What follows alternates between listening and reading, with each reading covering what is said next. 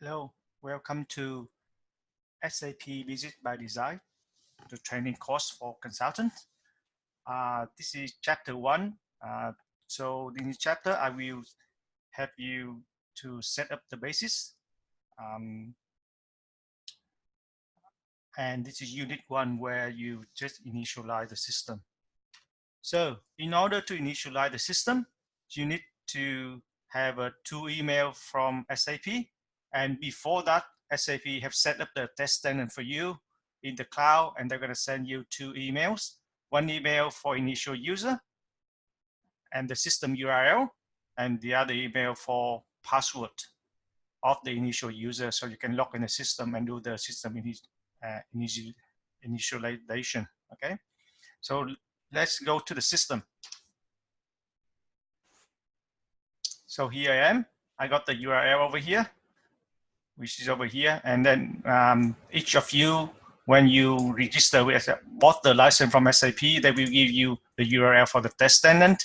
And I also have a user, the initial user, which is the string of number, and then the password, which I already saved already. So I just click on the button to log on.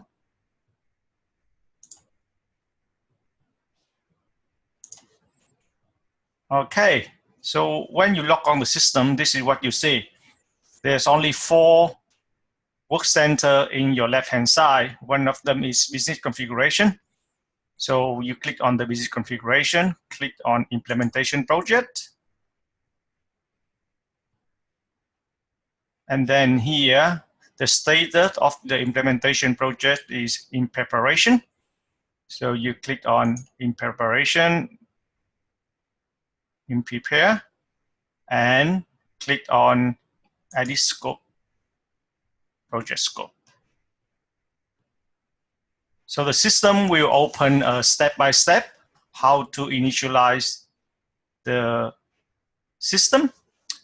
So here you can choose the country, and then here I just choose 2 countries that I'm gonna set up the system in. One in Australia, and the other one in New Zealand, where I would like to set up for. Okay, so depend on which country they set up, all of the tax and all of the standard configuration will be, or localization will be set it up for you as well when you activate the system. So click OK over here. So I have 2 country over here, and then I click on a type of business. There is 4 type of business you can choose from. You can either choose the financial edition, professional service for any professional service company, public sector edition, or subsidiary edition. So in this one, I will choose the professional service because this system, I will set it up for professional service. Okay, I click on this and move it over. And then let me see whether I need to do the financial edition. I think I also need this one as well because my customer also needs financial planning and fixed asset. So I just move it over and I click OK. Okay, so it doesn't let me to do both, so I just click on the professional service only. Okay, so I click OK. And here I am. Let me see, click the next button. Pivot, click again. Okay. I'll click on next, complete solution, implementation, complete solution. So click on next. And then it will lead to you to the scoping area where you can scope, choose what the system will do for you. All right, choose the scoping as well. So in this one, you can start, click on each of them, and then choose exactly what you need to do, what the system scope is. So my customer will need account activity management. This one, professional new business, sales, service, and product, customer invoicing, of course, and also maybe sales planning in the future. For the service, they don't need the service at the moment, so I just leave it blank. For sourcing, they need supplier-based management. They don't need sourcing and contracting, so I leave it there. Okay, purchasing, yes, of course, they need purchase request and order management and supply invoicing, of course. Just want to come back. And then, where are we? Okay, supply chain and planning and control. They need demand management and order confirmation. Supply control.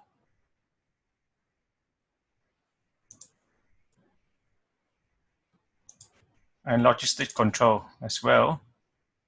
Manufacturing, warehousing, and logistic.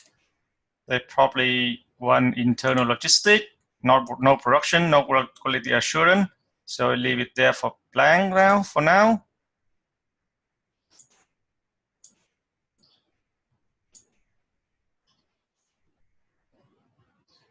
Okay. Project management. They want project planning and execution. Cash flow management. You have everything you tick, I think. So that's fine. And then financial, okay. Travel and spend management. We need spend reimbursement. Human resource, okay, tick. So when you tick all of the scope, you can go to the next one. Click on the next step where you start answering question for each of the scope. And this is when you answer the question, then the system will populate the standard functionality for you to use, or either is you pop up some fine-tuned configuration for you to do configuration. All right. So for example, if you look at sales over here, and you look at the product and service portfolio, when you click on sales service, they will ask you the question like, this is the question that you need to do. So depend on the scope of the customer one, or depend on your customer process, or when you do the design workshop with the customer, you need to answer the correct question when they do it as well. Okay, so if it's in scope, just tick in scope. Okay, and then for selling product and service over here, in the sale order here, you can see that multiple step approval for sale order as well, or in the purchasing, for example, in the purchase request and purchase order, you can say, okay, you allow sale approval for purchase order approval. My customer don't want that. So he asks the question, do you want to use approval process for purchase order? At item level, probably not. They only want to do the approval process for header as well. So do you want to use the header approval process for purchase order as well? So all of these questions there. So at the moment, I will just try to fast forward it and then show you what is the next step.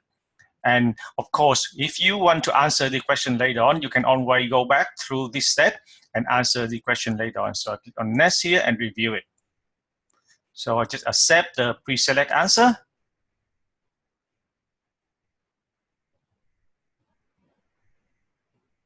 And here you are. When you just click on finish,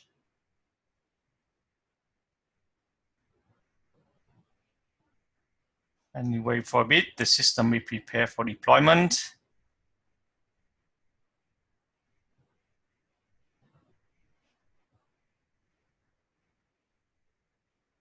It will take a few minutes. So I just wait for a few minutes. So that's it. You can see that your entry has been saved. You just close it and refresh the screen. And here you can start open the activity list. So click on the button open activity list.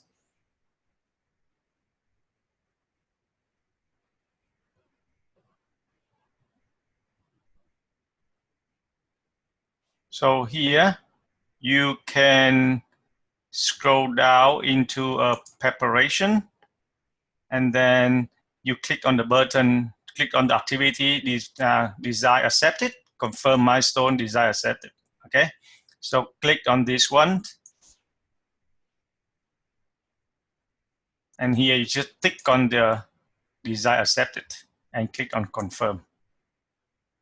So the system will say it will take around 30 minutes. So for the system to deploy all of the functionality for you, and once the system have done that, then you can start go into the second step, which is define the administrator or create the administrator and serve it